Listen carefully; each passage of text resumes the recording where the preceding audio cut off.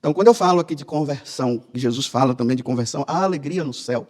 Quando um pecador se arrepende, nós precisamos entender o seguinte: os pagãos são aqueles que ainda não encontraram a salvação que vem por meio de Jesus Cristo. Jesus fala que ele é o caminho, a verdade e a vida. Ninguém vai ao Pai senão por mim. Então, quando um pagão se converte, ele se converte e adere a Jesus e acredita que Jesus é Deus. Ele é a segunda pessoa da Santíssima Trindade, que vem à Terra para nos resgatar das mãos de Satanás, numa vida pagã que nós levávamos, e ele nos introduz agora no caminho que nos leva ao céu. Então, há alegria no céu quando um pecador, quando um pagão se arrepende de tantas faltas cometidas por ter vivido numa vida errada e adorando aos deuses pagãos e não ao Deus verdadeiro. Por exemplo, recentemente eu ouvi um testemunho de um satanista que se converteu à Igreja Católica. Imagine, ele era satanista e se converte à Igreja Católica. E agora, em vez de ele adorar Satanás, ele adora a Deus na pessoa de Jesus Cristo. Isso é uma grande alegria no céu. Que esse filho estava perdido, como diz depois na parábola seguinte, né, do filho pródigo. Ele estava perdido e foi achado, ele foi encontrado, ele voltou.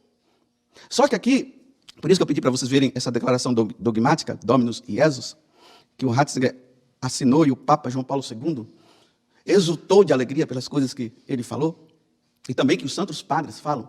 Aqui tem uma questão muito importante. Não existe simplesmente uma conversão a Jesus Cristo, somente. Quando uma pessoa ela se converte a Jesus Cristo, imediatamente ela entra na Igreja Católica.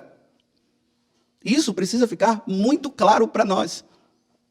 Quando ele fala para Pedro, né, esta é a minha igreja. Tu és Pedro, e sobre essa igreja, as portas do inferno não vão ter força, não. Tu és Pedro. Eu sei que tem muita gente aí que vive criticando a Igreja Católica pelas suas falhas e tudo. Claro, a igreja é feita de homens.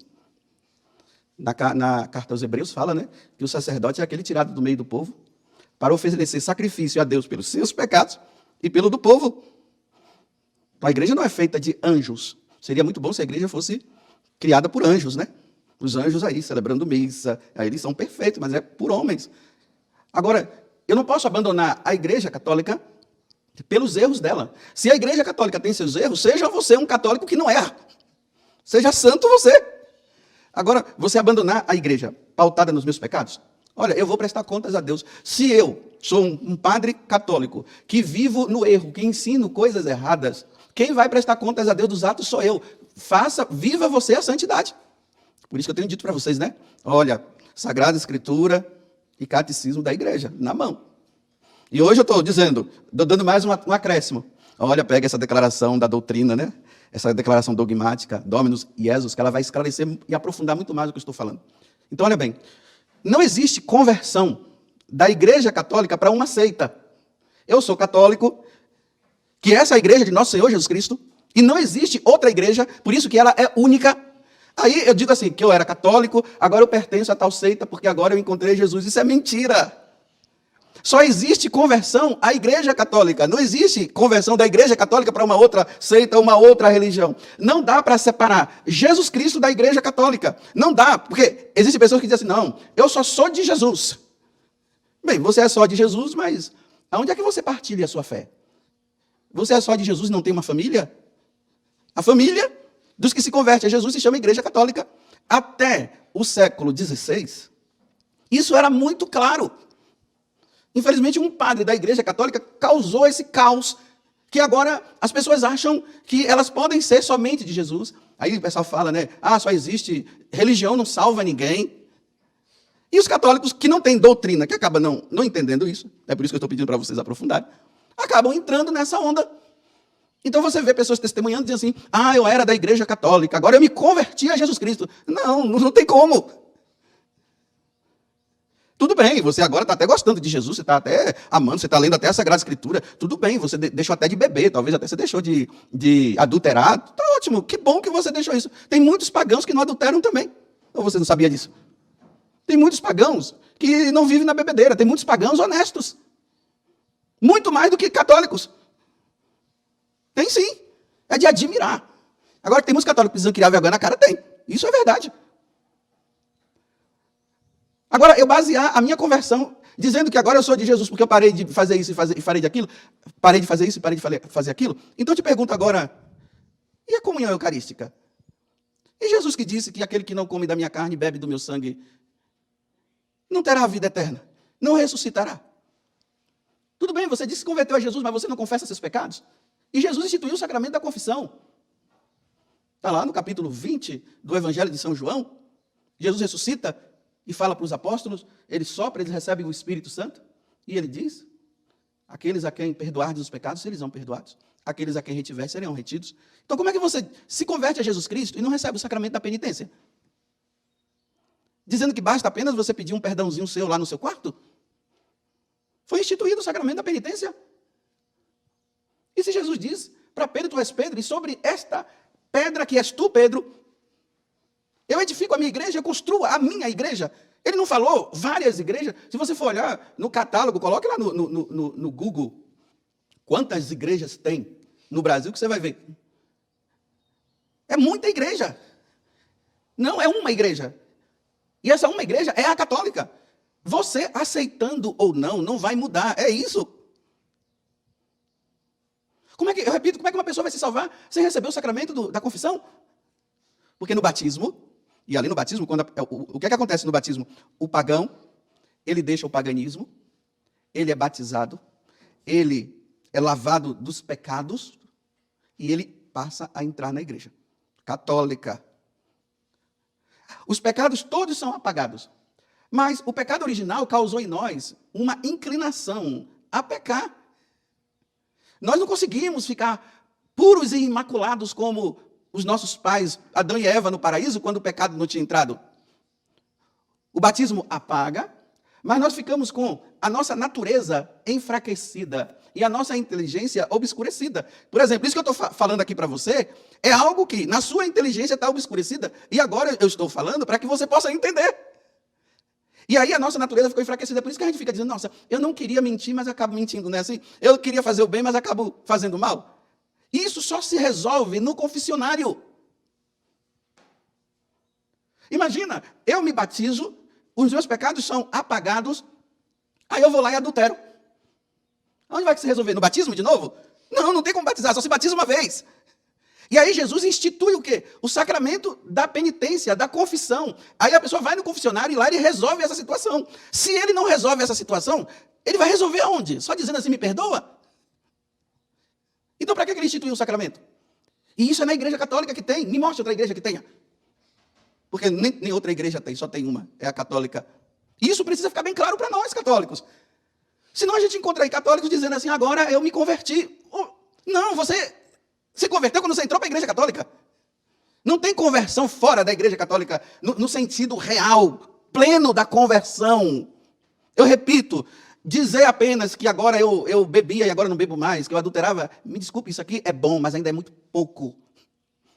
É preciso aderir aos ensinamentos que dentro dessa igreja onde está a família, porque a igreja católica é a reunião, né? Tanto que igreja vem da palavra eclésia, que quer dizer reunião, convocação dos eleitos que estão ali comungando, pedindo perdão a Deus, amando até os inimigos, fazendo o bem, até que o dia que Jesus vai nos chamar para a eternidade. Essa é a igreja.